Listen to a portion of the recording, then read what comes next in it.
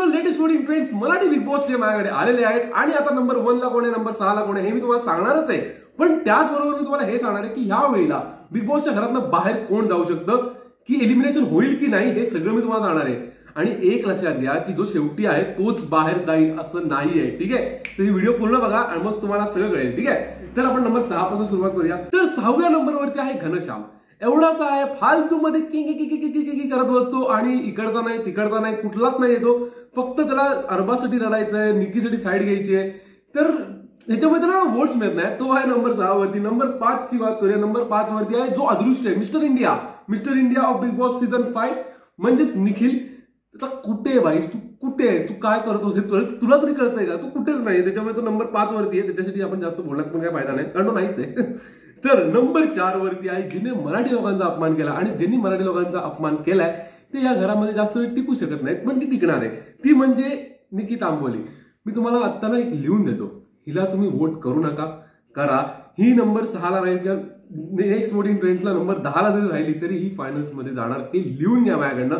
Big बॉसला वोटची लेणं देणं नाही, बिग बॉसला फक्त लेणं देणं जी टीआरपी देते ते, आणि हे लोक निगेटिव्ह आहेत, त्यांना हे घेऊनच जाणार पुढे।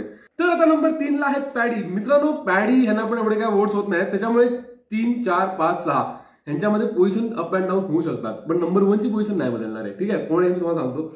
नंबर 2 ला आहे योगिता चव्हाण यांना फॅन्स तर प्रचंड वोट्स करतायत, पण हे घरात काय दिसत नाहीये, त्याच्यामुळे तुम्हाला सांगतो आता काय होणार आहे ते, ठीक आहे। आणि नंबर 1 ला आहे सूरज।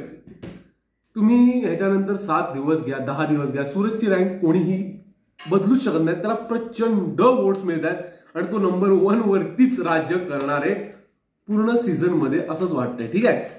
तर आता ह्याच्यातनं घराच्या बाहेर कोण जाईल? वोट्सच्या पद्धतीने घनश्यामने घराच्या बाहेर जायला पाहिजे।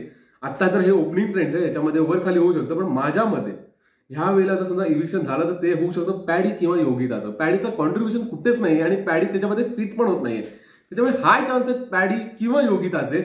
निखिलला ठेवतील असं मला वाटतंय आणि घनश्याम तर राहीलच, कारण तो मध्ये मध्ये करतोय।